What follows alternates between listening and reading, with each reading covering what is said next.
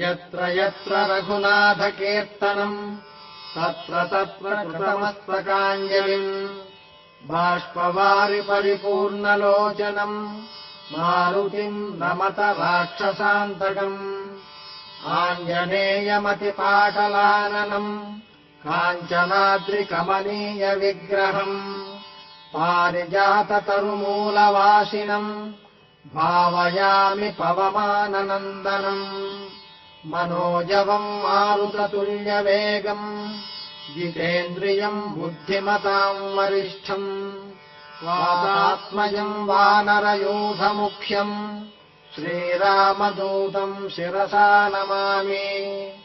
बुद्धिर्बलम् यशोधैर्यम् निर्भयत्वमरोगता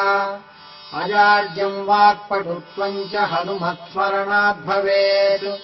हनुमानम् जनासूनुर्वायुपुत्रो महाबलः रामेष्टः फल्गुणस्वखः पिङ्गाक्षोमितविक्रमः उदधिक्रमणश्चैव सीताशोकविनाशकः लक्ष्मणप्राणदाता च दशग्रीवश्च दर्पः